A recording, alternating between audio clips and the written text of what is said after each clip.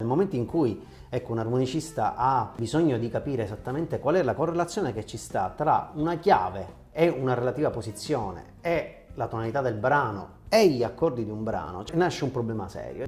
Fino adesso effettivamente si è preso sempre il riferimento quello che è lo schema canonico, no? Cioè riguarda la tonalità dell'armonica e la tonalità del brano, se è maggiore o minore, ecco questa.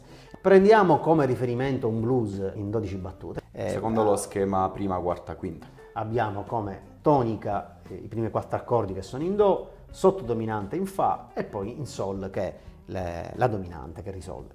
Possiamo suonare in prima posizione prendendo un'armonica in Do, quindi su un blues in Do, prima posizione in Do, oppure si scende una quinta sotto, nel caso in cui si deve suonare in seconda posizione, quella sia una cross harp, o una quarta sopra. Quindi il brano in Sol, l'armonica in Do. Ok, oppure sempre riferendosi a un blues in Do, l'armonica in Fa. Si può ragionare in maniera differente, cioè si può utilizzare quello che è il cerchio delle quinte, ma anche tantissimi armonicisti trovano comodo questo sistema. Di non pensare, quindi non legarsi alla tonalità del brano con una chiave dell'armonica, ma ragionare diversamente, cioè prendere in riferimento gli accordi di cui è composto un brano e valutare in base a questo, secondo lo schema del cerchio delle quinte, qual è la posizione che stiamo suonando relativamente a quell'accordo. In un giro blues 12 battute perché non si prende in considerazione? Semplicemente perché se prendiamo un blues in Do non abbiamo alterazioni se suoniamo in prima posizione,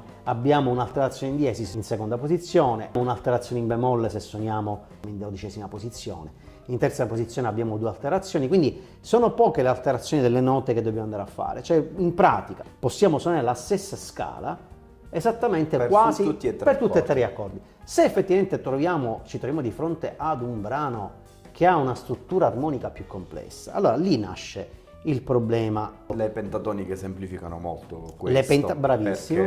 perché rispetto al grado tonale che dà diciamo, la tonalità a tutto il brano, utilizzi quella scala indipendentemente dagli accordi che si susseguono. Analizzando il brano in maniera armonica ci rendiamo conto se ci troviamo in Do, utilizzando la pentatonica di Do, ad esempio, in un brano maggiore possiamo suonare su tutto, ma come tu dici si può fare un lavoro un po' più evoluto, cambiare scala in relazione all'accordo su cui stiamo suonando, quindi se siamo in Do suoniamo con una scala di Do, siamo in Fa possiamo cambiare per quel momento la scala e quindi utilizzare la scala di Fa, siamo in Sol solo in quella battuta utilizzare la scala di Sol. Esattamente. Per fare questo tipo di studio ovviamente conviene utilizzare un'armonica soltanto, quindi conviene ragionare adesso d'ora in poi con un'armonica in Do.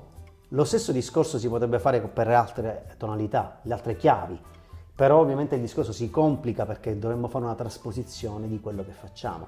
Quindi per semplificare un po' il tutto, è un po' come fanno anche tutti gli altri strumentisti, perché se prendi un sassofonista che è accordato in quella maniera in suona in si bemolle, quello è il discorso. L'obiettivo da raggiungere è quello di suonare con un'armonica in Do in tutte le tonalità, in tutte le tonalità. E nelle relative maggiori. Esattamente. Questo magari non deve essere utilizzato per forza, ma quantomeno mette nelle condizioni di capire esattamente come gira un brano e come vanno affrontate le scale su questo brano. Spesso infatti capita di ascoltare armonicisti con la band, allora la loro improvvisazione ha un senso perché sotto scorre una base e quindi si evidenziano i cambi degli accordi, anche se l'armonicista non per forza sta sottolineando il cambio degli accordi. Cosa diversa succede se si lascia l'armonicista completamente da solo, senza un accompagnamento, riuscire a capire rispetto al proprio solo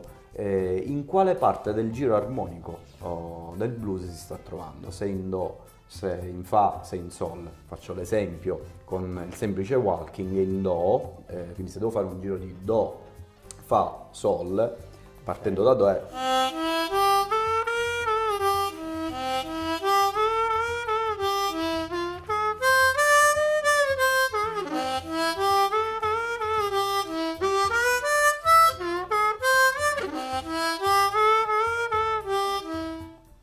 Esatto, eseguito il giro blues. Tu hai fatto ovviamente un obbligato, hai fatto un fraseggio obbligato e l'hai girato sui vari accordi. Adesso se immaginiamo di improvvisare, mentre suoniamo in Do, suoniamo in prima posizione, a questo punto se suoniamo in Fa, suoniamo in 12ª posizione, se suoniamo in Sol, suoniamo in seconda posizione, a quel punto improvvisiamo secondo questo schema mentale, a questo punto abbiamo chiaro in testa come la struttura del brano e se proviamo a suonare da soli, senza base musicale, il solo che facciamo, senza l'usilio della base, ha un senso.